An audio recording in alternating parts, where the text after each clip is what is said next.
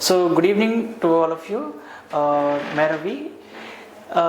In the last class हम लोगों ने डिस्कस किया था अपना फर्स्ट टॉपिक एंड देन उसके बाद हम देखेंगे आज अपना जो हायर एजुकेशन का सेकेंड सब टॉपिक है उसको आज हम लोग डिस्कस करेंगे. वो है आपका evolution of higher learning and research in post independence. अब क्या है, पोस्ट इंडिपेंडेंस पे जाने से पहले थोड़ा सा हम देख लेते हैं कि इंडिपेंडेंस से पहले जो है एजुकेशन के सेक्टर में कौन कौन सी चीज़ें थोड़ा सा हुई. ठीक है, तो थोड़ा सा ऐसे ब्रीफ देख लेते हैं. कई बार हो सकता है कि उस पर फैक्चुअल क्वेश्चन पूछ ले, तो उसको एक बार याद रखना. सबसे पहले क्या है कि डेवलपमेंट ऑफ मॉडर्न एजुकेशन. सबसे पहले है आपका जो एजुकेशन से रिलेटेड जो चार्टर एक्ट है वो लेके आया गया आपका चार्टर एक्ट 1813 में. इसमें जो है शिक्षा के लिए 1 लाख रुपए देना सुनिश्चित किया गया. ठीक है, कि आपको जो है एजुकेशन सेक्टर, जैसे आज भी क्या है, मिनिस्ट्री जो है एजुकेशन सेक्टर के लिए फंड जारी करती है कि इतना जो है फंड आपको एजुकेशन पे खर्च करना है. तो उस टाइम पर भी जो है चार्टर एक्ट में सबसे पहले जो है 1 लाख रुपए एजुकेशन के लिए देने के लिए बात तय की गई थी. ठीक है, फिर उसके बाद आपका द इंग्लिश एजुकेशन एक्ट 1835 आया. और सबसे इंपॉर्टेंट है आपका यहाँ से वुड डिस्पैच. वुड डिस्पैच को जो है आपको शिक्षा के एजुकेशन के क्षेत्र में एक मैग्ना कार्टा, एक कहते हैं ना, एक सबसे मेन पॉइंट बोला जाता है, एकदम पीक पॉइंट जिसे बोला जाता है, वो था आपका वुड डिस्पैच. ये कब है, इनके आपके ना थोड़ा सा सन याद रखना, ईयर याद रखना. ये हुआ आपका 1854 में. ठीक है, फिर आया आपका हंटर कमीशन. हंटर कमीशन आया आपका 1882 में. इसने बेसिकली जो है प्राइमरी एजुकेशन के ऊपर बात की. ठीक है, और कई बार स्टेटमेंट में पूछ सकता है कि क्या हंटर कमीशन जो है विश्वविद्यालय मतलब यूनिवर्सिटीज के लिए था? नहीं, ये बेसिकली प्राइमरी एजुकेशन के लिए था. ठीक है, और फिर उसके बाद सेडलर. इससे पहले एक और कमीशन आया था, रेले कमीशन.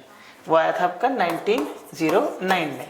इसके बाद आया आपका सेडलर कमीशन, यह आया आपका 1917 में. ठीक है, फिर आया आपका हार्टोग समिति, यह आया 1929 में. ठीक है, इसका भी क्या था, हार्टोग का, ये भी बेसिकली किस पर आधारित था, प्राइमरी एजुकेशन पर था. फिर उसके बाद आता है वर्धा एजुकेशन, और इस पर क्वेश्चन पूछा है 2-3 बार वर्धा कमीशन पर. यह है आपका 1937 से 1938 में. ये किस आइडियोलॉजी पर आधारित था? जो गांधी की आइडियोलॉजी है ये उस पर आधारित था. और इसे जो है आपका जाकिर हुसैन कमेटी, जाकिर हुसैन का नाम सुना है, जिसके नाम पर जाकिर हुसैन कॉलेज भी है. तो जाकिर हुसैन कमेटी के रिकमेंडेशन के आधार पर जो है इसको बनाया गया था वर्धा कमीशन को. और किसकी आइडियोलॉजी पर आधारित था? ये गांधी की आइडियोलॉजी पर आधारित था. तो यहाँ से जो है आपका वन लाइन भी बन सकता है और यहाँ से आपका स्टेटमेंट भी बन सकता है.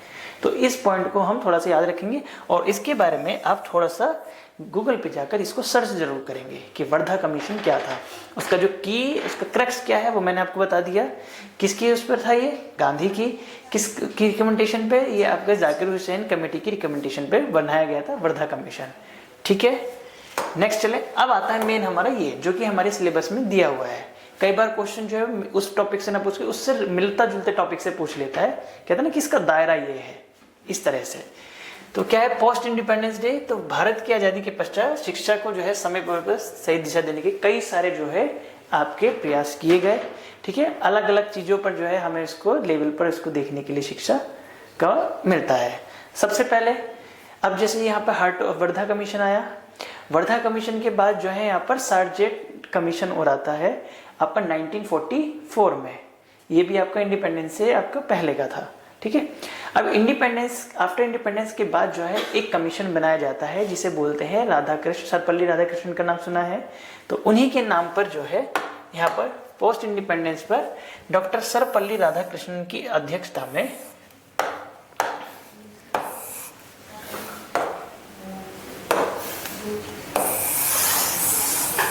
एक कमीशन बनाया जाता है जिसे राधाकृष्णन आयोग कमीशन या विश्वविद्यालय यूजीसी का गठन भारत सरकार द्वारा नवंबर 1948 से 1949 ठीक है में किया गया था. ठीक है, तो पोस्ट इंडिपेंडेंस के बाद ये क्वेश्चन पूछा है जून 2024 में कि पोस्ट इंडिपेंडेंस के बाद बनने वाला पहला कमीशन कौन सा था?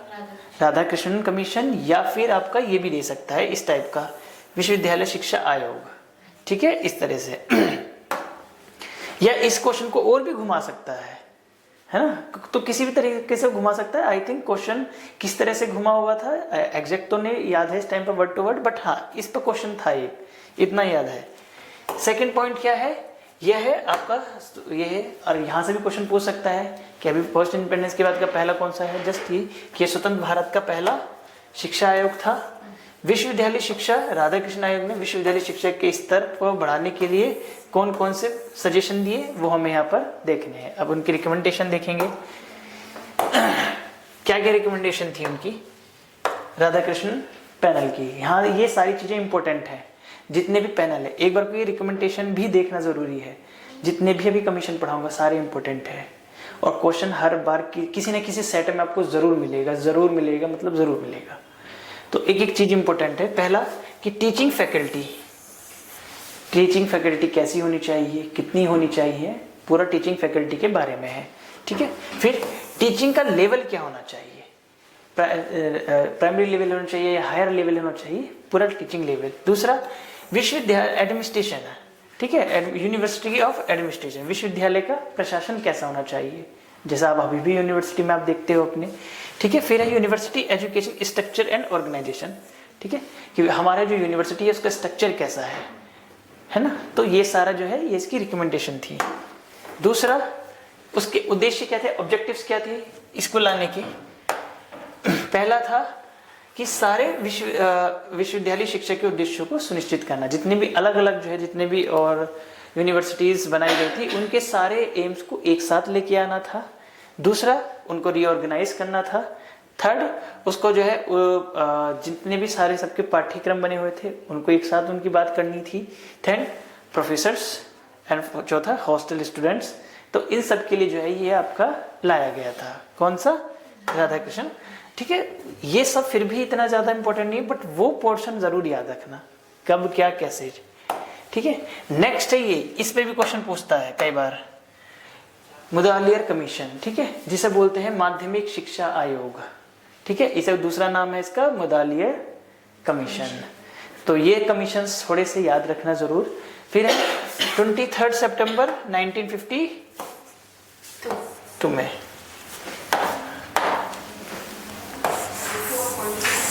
मद्रास विश्वविद्यालय के तत्कालीन कुलपति डॉक्टर लक्ष्मण मुदालियर की अध्यक्षता में माध्यमिक शिक्षा आयोग का गठन किया गया। तो किसकी अध्यक्षता में, आपके डॉक्टर लक्ष्मण मुदालियर। कब, सन याद रखना है आपको, और किसकी जो है अध्यक्षता में ये किया गया था, इतना ही इसमें याद रखना। दूसरा इन्हीं के नाम पर, अध्यक्ष के नाम पर ही इसका नाम मुदालियर आयोग पड़ा है, बहुत ज्यादा नहीं जाना है इसमें। 4 है, अगला है कि इस आयोग के अनुसार माध्यमिक शिक्षा का उद्देश्य क्या है, आधा इसमें छोड़ा हुआ है क्या। According to the secondary education commission the purpose of, माध्यमिक शिक्षा आयोग के अनुसार माध्यमिक शिक्षा का उद्देश्य, इसके आगे सेंटेंस ये है कि इसका इस कमीशन को लाने का उद्देश्य ये था कि बेसिकली माध्यमिक शिक्षा जो प्राइमरी लेवल जो होती है ना, कि उस शिक्षा को हमें बढ़ावा देना है, ठीक है, ये इसमें छोटा हुआ है। तो बेसिकली क्या है, माध्यमिक शिक्षा जो सबसे प्रारंभिक की शिक्षा होती है, माध्यमिक बीच वाली होती है, माध्यमिक सेंटर वाले हैं। हाँ, जैसे मीडियम जो लेवल होता है, जो आपकी जैसे बोलते हैं ना स्कूली शिक्षा, जैसे माध्यमिक शिक्षा बोर्ड, जैसे यूपी बोर्ड होता है ना, तो उसको जनरली माध्यमिक शिक्षा बोर्ड लिखा जाता है। तो जो आपकी स्कूली शिक्षा होती है, एक तो होता है सीबीएसई, एक है माध्यमिक शिक्षा बोर्ड, है ना। तो माध्यमिक शिक्षा बोर्ड की जो है, जो आपकी जो स्कूली शिक्षा है उसको बेसिकली क्या है, बढ़ावा देना है या उसको प्रोत्साहन देना था, ठीक है। फिर इस आयोग ने सर्वप्रथम 3 वर्ष का माध्यमिक और 4 वर्ष की हायर एजुकेशन प्रणाली की अनुशंसा की, बताया कि जो है कि हम 3 वर्ष का कोर्स चला सकते हैं या 4 ईयर का, जैसे पहले ग्रेजुएशन 3 का होता था, अब क्या है 4 का। तो ये सारे इन्होंने बताया है अपने इस कमीशन में। फिर है इस आयोग ने बहुउद्देशीय वर्ष के स्कूलों और व्यवसाय प्रशिक्षण, जो आपके प्रोफेशनल कोर्सेज होते हैं उनके बारे में, वोकेशनल कोर्सेज के बारे में, ठीक है, प्रशिक्षण को स्थापित करने की भी सिफारिश की कि जितने भी वोकेशनल इंस्टीट्यूशन है या प्रोफेशनल इंस्टीट्यूशन है उनको स्टेब्लिश किया जाए, ठीक है। तो बेसिकली एक वो पॉइंट याद रखने हैं और एक ये वाला पॉइंट थोड़ा सा याद रखना है कि किसी की रिकमेंडेशन दिया, वस्तुनिष्ठ परीक्षण पद्धति को अपनाने की सलाह दी, इसको हटा सकते हैं लोग। नेक्स्ट है उच्च मतलब हायर सेकेंडरी लेवल ये है। In the curriculum of higher and higher secondary level education some basic subjects like mathematics, general knowledge, arts, music were said to be mandatory. तो कुछ पाठ्यक्रम जैसे गणित है, आपका सामान्य अध्ययन है, इनके क्या कहा कि इनका मैंडेटरी होना जरूरी है। किसमें? सेकेंडरी लेवल में। जैसे अभी भी हम देखते हैं, आप देखते हो ना आपके 12th में होता ही होता है, मैथ से वगैरह, हिंदी, इंग्लिश, ये सब मैंडेटरी होता है। तो सेकेंडरी लेवल और हायर सेकेंडरी लेवल में जो है आपका ये सब्जेक्ट्स होना मैंडेटरी कर दिया था। ये किसको, कौन से कमीशन की रिकमेंडेशन थी? मुद्दा आलियर, ठीक है, या फिर माध्यमिक शिक्षा आयोग भी बोल सकते हो, वो शब्द याद नहीं। और भी ज्यादा इंपॉर्टेंट है ये आपका कोठारी आयोग। इसमें क्वेश्चन भी बहुत पूछता है कोठारी कमीशन पर, ठीक है। कोठारी पर कब हुआ था ये याद रखना है। बहुत टफ पेपर इस बार, एक बार अभी जोन में पूछ लिया था कि उनको क्रोनोलॉजी में लगाना था। इनको क्वेश्चन बनाने के लिए कुछ भी पूछ सकता है। मान लो तीनों कमीशन दिए, इनको क्रोनोलॉजी में पूछ लिया, कब लगाओगे? जब आपको ईयर या पता है, ठीक है। को डॉक्टर DS कोठारी की अध्यक्षता में जो है इसको स्टैब्लिश किया गया। इसमें जो है शिक्षा के सभी पक्षों प्रक्रम के विषय में राष्ट्रीय नमूने की रूपरेखा, ठीक है, उसका किस तरह से स्ट्रक्चर होना चाहिए, कौन कौन से उसके सिद्धांत होने चाहिए, एंड देन उसकी जो है कौन कौन सी नीतियां होनी चाहिए, इस पर क्या है बेसिकली उन्होंने अपनी रिकमेंडेशन प्रस्तुत की। किसने? कोठारी कमीशन ने। नेक्स्ट है कोठारी कमीशन प्राइमरी एजुकेशन। फिर वही है आपका Kothari commission made important suggestion for primary education, ठीक है। सेकेंडरी एजुकेशन, एक प्राइमरी सबसे कम लेवल, वो जो 10th तक का होता है, आपका सेकेंडरी 12th, ठीक है। Education and higher university education, college life. तो इस सब के लिए क्या है आपके सुझाव दिए, सजेशन दिए इस चीज के लिए। फिर कोठारी आयोग एक ऐसा पहला शिक्षा आयोग था जिसने अपनी रिपोर्ट में सामाजिक बदलावों के मद्देनजर कुछ ठोस सुझाव भी दिए। उसने बताया कि जिस तरह से समाज में एजुकेशन को लेके चीजें हो रही है उसके उसमें प्रत्यक्ष प्रमाण दिखाई दिए कि देखो कि हाँ, हायर एजुकेशन में इतने नामांकन हुआ, रजिस्ट्रेशन हुआ, मतलब सेकेंडरी में इतना हुआ, इतना हुआ। तो वो क्या है, एक सोशली चेंजेस है कि पहले कम होता था। पहले क्या था, गर्ल्स पढ़ने बाहर जाती ही नहीं थी, उनको पढ़ने नहीं दिया जाता था। तो क्या है, ये सोशल चेंज हुआ जब उसे गर्ल्स पढ़ने बाहर गई, ठीक है। तो एक सोशल चेंज दिया। तो उसका प्रत्यक्ष प्रमाण किसने प्रस्तुत किया? आपका कोठारी कमीशन ने, ठीक है। अब सजेशन क्या क्या है और सजेशंस, ठीक है। ये है शिक्षा के अनिवार्य अंग के रूप में समाज सेवा, सोशल वर्क, ठीक है, कार्य अनुभव जिसमें हाथ से काम करना, उत्पादन अनुभव सब शामिल थे, ये आरंभ किए जाए। ये कोठारी आयोग की कमीशन है, इनको अच्छे से पढ़ लेना है, ठीक है। फिर है सेकेंडरी एजुकेशन को आपका वोकेशनल एजुकेशन पर जोर दिया गया। अभी जैसे अभी CVS है, कॉलेज ऑफ वोकेशनल स्टडीज, बहुत सारे वोकेशनल कोर्सेज चलाता है आपका, और मैं ग्रेजुएशन वहीं से हूँ और मास्टर्स में हिंदू से है। तो वोकेशनल कोर्सेज उसमें बहुत सारे हैं, इतने हैं, और प्लेसमेंट भी बहुत अच्छा है। वोकेशनल कोर्सेज के मामले में CVS is the best college. तो शिक्षा के पुनर्निर्माण में आपका एग्रीकल्चर है, एग्रीकल्चर में जो है रिसर्च है, एंड इससे रिलेटेड जितने भी आपके हायर जो चीज़ें हैं उनमें क्या किया गया, इसको बेसिकली प्रायोरिटी दी गई, ठीक है। प्राथमिकता देना मतलब उनको प्रायोरिटी दी गई, किसमें? एग्रीकल्चर में, research in agriculture and sciences, ठीक है। तो इन फील्ड में क्या किया गया, बेसिकली चीजों को प्रायोरिटी दी गई। किस किस में? एग्रीकल्चर के सेक्टर में। जैसे अभी यहाँ पे क्या था कि सेकेंडरी एजुकेशन को किस में किया गया, वोकेशनल कोर्सेज पर। इसी तरह से जो है शिक्षा के अलावा जो है आपको एग्रीकल्चर रिसर्च एंड देन उसके बाद साइंस में, ठीक है। इन चीजों में जो है इसको क्या किया गया, प्रायोरिटी ज्यादा दी गई थी। नेक्स्ट है, एक है आपका विश्वविद्यालय में एक छोटी सी संस्था ऐसी बनाई जाए जो उच्चतम अंतर्राष्ट्रीय मानकों को प्राप्त करने का उद्देश्य रखती हो। कुल मिला के कि जिस तरह से आपका इंटरनेशनल लेवल पर चीजें होती हैं यूनिवर्सिटीज में, तो एक ऐसी कमेटी गठित की जाए जो बच्चों को बाहर जाने के लिए भी प्रेरित करती रहे और बाहर से फॉरेन से एजुकेशन ग्रहण करने के लिए भी उनको सजेशन समय समय पर प्रोवाइड कराती रहे। तो बेसिकली एक इंस्टीट्यूशन बनाए जाने की बात की गई। दूसरा, 3 वर्ष का डिग्री कोर्स व 4 वर्ष का ऑनर्स कोर्स का प्रस्ताव रखा गया, जैसा है, ठीक है। उच्च शिक्षा की गुणवत्ता भारतीय में सुधार के शिक्षा सेवा प्रारंभ करने के लिए सुझाव दिया गया था, मतलब ये कि भारतीयों में जो है शिक्षा की गुणवत्ता को लेकर क्या है, आजकल ना शिक्षा का मतलब एजुकेशन का लेवल धीरे धीरे गिरता जा रहा है।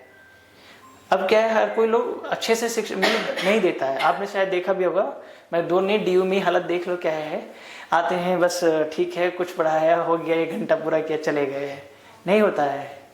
अब हम लोग के टाइम पे भी एक टीचर आते थे, अपना बस 2-3 टॉपिक कंप्लीट हुआ, बस पूरा सिलेबस कंप्लीट होता भी नहीं था। तो आजकल वो माध्यम नहीं रह गया है। लेकिन इसकी रिकमेंडेशन ये थी कि जो है भारतीयों में शिक्षा की गुणवत्ता पर सुधार किया जाए, ठीक है बेसिकली। नेक्स्ट है आपका, ये है आपका त्रिभाषा फॉर्मूला, मतलब ट्रीलिंगुअल फॉर्मूला। अब इसमें क्या था, ये कब लाया गया, यही थोड़ा सा याद रखना है, और किन किन भाषाओं के लिए लेके आया था। एक तो 1968 में भारत सरकार के किस, ये याद रखना है किस मिनिस्ट्री का है, किसका, एजुकेशन मिनिस्ट्री का, में राज्यों के साथ विचार विमर्श करके एक ट्रीलिंगुअल विचार विमर्श के लिए एक फॉर्मूला जारी किया, ठीक है। ये रहा, उसमें क्या था, according to him Hindi should be the language of English and modern India language in Hindi speaking states, Hindi English and non regional language teaching language in non Hindi speaking states. Basically Hindi भाषी राज्यों में हिंदी अंग्रेजी, ठीक है, हिंदी भाषी राज्यों में हिंदी अंग्रेजी दोनों बोली जा सकती है, नॉन हिंदी वालों में इंग्लिश बोली जा सकती है, या रीजनल, जैसे जनरली अगर हम नॉर्थ ईस्ट जाते हैं तो वहाँ पे क्या है, हिंदी नहीं बोली जाती है तो इंग्लिश या फिर उनकी रीजनल। साउथ में जाते हैं तो क्या बोला जाता है, इंग्लिश ही, या फिर थोड़ा बहुत उनकी तमिल या तेलुगु जो उनका चलता है। बाकी हिंदी भाषी प्रदेशों में क्या होता है, हिंदी या इंग्लिश, यही होता है। तो जनरली इसका मतलब यही था आपका त्रिभाषा फॉर्मूला। अब उसके बाद क्या है, फिर क्या है, अब क्या है, जनरली यहाँ पर क्या है, ये चीजें इसलिए ऐड की हैं कि अगर यहाँ से क्रोनोलॉजी का क्वेश्चन आ जाए, ये सारे इवेंट्स दे दे और उनको क्रोनोलॉजी में लगे तो आप उसको लगा सकते हो, ठीक है। और थोड़ा बहुत इन पे कभी कभी क्वेश्चन पूछा भी है, इन पे कम पूछा है, कमीशन पे ज्यादा पूछा है। तो नेशनल एजुकेशन पॉलिसी 1968, एक नेशनल एजुकेशन पॉलिसी, तुम्हारा ये होमवर्क है, 2020 के बारे में आप पढ़ के आओगे और मैं उस दिन पूछूंगा भी और उसके बारे में थोड़ा सा मैं उसको पढ़ाऊंगा भी, ठीक है। पहला ये है पॉइंट इसमें कि स्वतंत्र भारत शिक्षा की पहली नीति थी, कोठारी आयोग की सिफारिश पर आधारित थी, ठीक है। कोठारी आयोग की कमीशन के बाद जो है एक नई शिक्षा नीति की लागू शुरुआत की गई थी। तो यहाँ से क्वेश्चन जनरली बन सकता है कि कोठारी आयोग की रिकमेंडेशन के बाद कौन सी सबसे पहली फर्स्ट नेशनल एजुकेशन पॉलिसी लाई गई थी, तो नेशनल एजुकेशन पॉलिसी 1968 लाई गई थी। इसमें शिक्षा को राष्ट्रीय महत्व का विषय घोषित किया गया, ठीक है, नेशनल इम्पोर्टेंस का। दूसरा, इस नीति ने इंदिरा गांधी राष्ट्रीय इग्नू का नाम सुना है, तो वही है, इंदिरा गांधी राष्ट्रीय मुक्त विश्वविद्यालय के साथ ओपन यूनिवर्सिटी प्रणाली का विस्तार किया, ठीक है। तो इसने क्या किया, बेसिकली राष्ट्रीय नेशनल एजुकेशन पॉलिसी ने कि जो इग्नू है उसके थ्रू जो है क्या किया, ओपन यूनिवर्सिटी को फिर से एक मतलब ओपन यूनिवर्सिटी भी खोलने के लिए उसको रिकमेंड किया है कि जो है हमें ओपन यूनिवर्सिटी भी खोलनी है और उसमें कई सारे कोर्स प्रोवाइड करने हैं, बच्चों को एडमिशन देना है, ठीक है। तो ये ओपन यूनिवर्सिटी का कहाँ से आया था, नेशनल एजुकेशन पॉलिसी 68 से।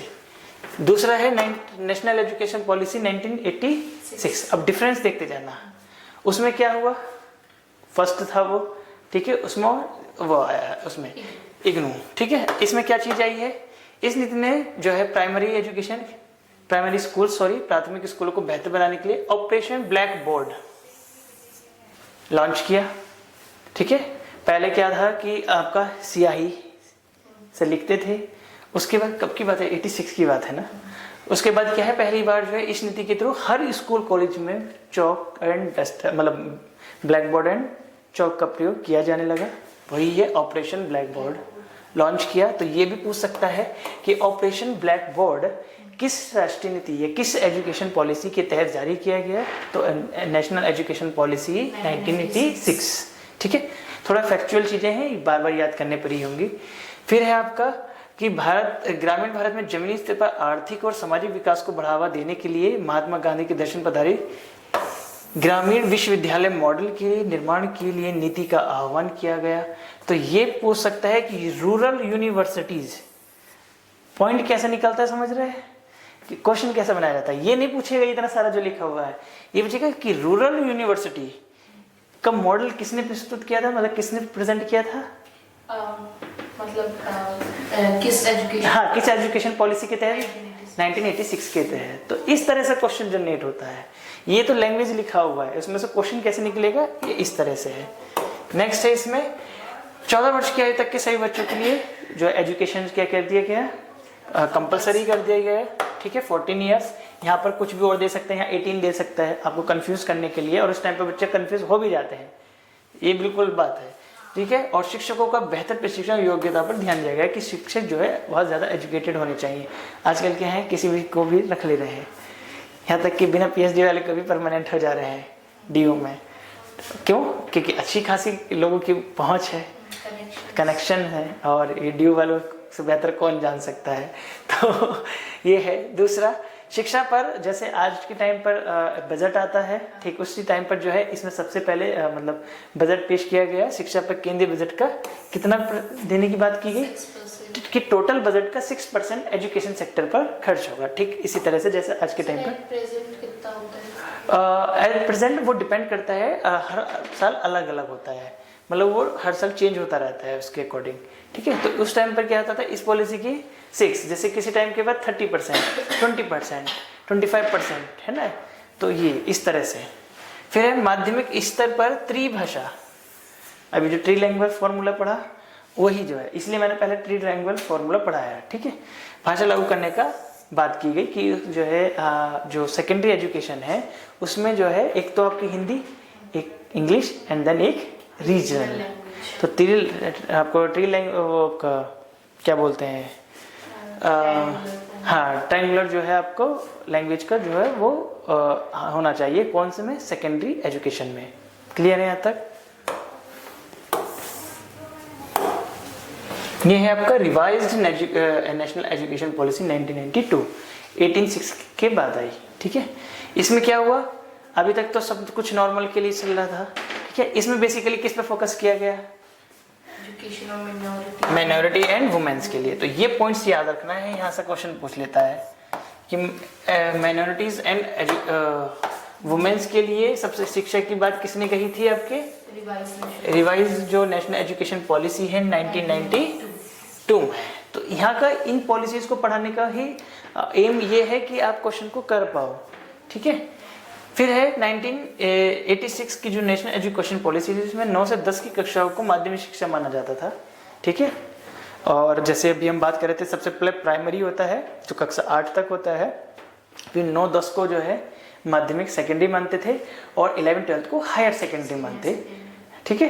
तो उस टाइम पर क्या था, इसके तहत 9-10 को सेकेंडरी मानते थे, और परंतु जो रिवाइज्ड नेशनल एजुकेशन पॉलिसी आई उसमें क्या है, इसमें 2 को जोड़कर 10 से 12 को क्या कर दिया गया, सेकेंडरी कर दिया है। सेकेंडरी एजुकेशन में जो है इसको शामिल कर दिया गया है, 10+2 को सेकेंडरी एजुकेशन में कर दिया गया, और हायर एजुकेशन में फिर आपका यूनिवर्सिटीज में आप पहुंच जाते हैं। तो इसमें ये चेंजेस आया, इस चीज को भी आप थोड़ा सा याद रखेंगे। नेक्स्ट है, अब आ जाते हैं जो डिस्टेंस कोर्सेज होते हैं, डिस्टेंस लर्निंग कोर्स होते हैं। दूरस्थ शिक्षा के महत्व को देखते हुए उसका विस्तार करने के लिए प्रत्येक राज्य में ऐसे विद्यालय खोलने की योजना का निर्माण किया गया। कि ये बात की गई किसके तहत, रिवाइज्ड पॉलिसी के तहत, कि हर एक स्टेट में एक डिस्टेंस लर्निंग कॉलेज होना चाहिए जो ऐसे स्टूडेंट्स को एजुकेशन प्रोवाइड करा सके जो कॉलेजेस नहीं आ सकते हैं, ठीक है, या फिर जो उतना ज़्यादा इफोर्ट नहीं कर पाते हैं। जनरली आपने देखा है जैसे डिस्टेंस लर्निंग DO में भी है, स्कूल ऑफ ओपन लर्निंग, ठीक है, और उसमें जनरली जो है थोड़े से रूरल ही स्टूडेंट्स आते हैं जो बहुत ज़्यादा इफोर्ट नहीं कर पाते हैं, और उनकी फीस भी आई थिंक कम ही होती है। तो ये उन स्टूडेंट्स के लिए बढ़िया था, तो ये हर एक स्टेट में खोलने की बात की गई। फिर है ऐसे विद्यालयों को वही राष्ट्रीय मुक्त इग्नू, इंदिरा गांधी राष्ट्रीय मुक्त विश्वविद्यालय में सम्मिलित करने की योजना का भी निर्माण किया गया कि ऐसे स्कूल्स कॉलेजेस को हम किसमें शामिल करेंगे, इग्नू जो ओपन यूनिवर्सिटीज है उसके अंतर्गत हम ऐसे कॉलेज को लेके आएंगे। नेक्स्ट पॉइंट है, इसके अंतर्गत सांस्कृतिक एवं तकनीकी शिक्षा, जो कल्चरल एंड जो टेक्निकल जो एजुकेशन है उस पर ज़्यादा जोर दिया गया, ठीक है। और ये बोला गया कि कि जो स्टूडेंट्स हैं उनको जो है व्यवसाय इन द सेंस कि जो आपकी जो प्रोफेशनल नॉलेज है उस पर क्या किया जाए, ज़्यादा ध्यान दिया जाए, ज़्यादा जोर दिया जाए, और साथ में टेक्निकल एजुकेशन के साथ साथ जैसे आज भी क्या है, अब आर्ट्स का टाइम धीरे धीरे जा रहा है, मतलब यहाँ पर तो जा ही रहा है, लेकिन क्या है साइंस के टाइम पे साइंस ज़्यादातर धीरे धीरे और अभी भी बढ़ रहा है, क्योंकि बहुत सारे फील्ड खुले होते हैं। लेकिन ये क्या है, आर्ट्स के साथ में दिक्कत ये है, या तो बच्चे सरकारी नौकरी की तैयारी करे या फिर थोड़ा बहुत एकेडमिक्स में जाए, तीसरा ऑप्शन उसमें नहीं होता है जल्दी से। तो और दूसरा ये ग्रेजुएशन के बाद तो होता ही नहीं है, अगर आप मास्टर्स कर लेते हैं तो थोड़ा सा एक रहता है कि चलो हमारे पास एकेडमिक्स लाइन खुला हुआ है। जबकि जनरली साइंस में क्या है कि आप किसी भी प्राइवेट सेक्टर में जा सकते हैं। आर्ट्स वालों को कौन रखेगा, कोई नहीं रखेगा, कहेंगे कि आप क्या जानते हैं, वहाँ उनको पॉलिटी थोड़ा पढ़वाना है, हिस्ट्री थोड़ा पढ़वाना है, संस्कृत थोड़ी पढ़वानी है, उनको चाहिए लैपटॉप पे बैठ के काम से कर सके। तो थोड़ा सा इस चीज़ का ना फ़र्क आ जाता है। तो किस चीज़ पे जोर दिया गया बेसिकली कि उनके प्रोफेशनल कोर्सेज पे, टेक्निकल एजुकेशन पे ज़्यादा जोर दिया गया। क्लियर। नेक्स्ट है आपका ये राष्ट्रीय नेशनल नॉलेज कमीशन 2005 से 9। ये है आपका बेसिकली इसमें क्या क्या चीज़ की गई, एक तो आपके जो एजुकेशन एडमिनिस्ट्रेशन है और एजुकेशन को लेके जो फाइनेंस है उससे रिलेटेड क्या किया गया, सजेशन दिए गए कि ये कितना जो है इसका कैसा एडमिनिस्ट्रेशन होना चाहिए और इसके लिए कितना फाइनेंस होना चाहिए। ठीक है। दूसरा, और शिक्षा के संगठन से जुड़ी आयोग की सिफारिशें की गई है ना। तीसरा, स्कूली शिक्षा से जुड़ी आयोग की सिफारिशें की गई कि स्कूल किस तरह से बने होने चाहिए, किस फॉर्म में होने चाहिए, कितना नहीं। ये बहुत ज़्यादा इंपॉर्टेंट है भी नहीं, कभी नहीं पूछा है, बट एक सीरीज था तो इसलिए उसको कंटिन्यू किया। हाँ, अब ये है एक नया टॉपिक और ये अपने आप में बहुत इंपॉर्टेंट है। हर एक पेपर में किसी भी रेगुलेटरी बॉडी से क्वेश्चन पूछ सकता है और यहाँ से यूजीसी से तो बहुत ज़्यादा पूछता है। तो इसको हम आज कंटिन्यू करें या फिर नेक्स्ट क्लास में? वैसे तो आप आज भी कर सकते हो, बट मेरा थोड़ी तबीयत खराब है। ओके, तो हम नेक्स्ट क्लास में यहीं से कंटिन्यू करेंगे और फिर अगली बार भी हम 2 क्लास ले लेंगे एक दिन में, फिर अगली क्लास भी, तो चीज़ें कंप्लीट हो जाएंगी। ठीक है। अगली बार से आपका टाइम टेबल फ्राइडे सैटरडे है। ठीक है। तो किसी दिन 2 क्लास होगी, किसी दिन 1 भी होगी, बट 2 दिन रहेगा। ठीक है। तो यहाँ से हम लोग नेक्स्ट क्लास में कंटिन्यू करेंगे और आई होप आपको समझ में आया होगा, अच्छा भी लगा होगा। तो मिलते हैं नेक्स्ट क्लास में। Thank you.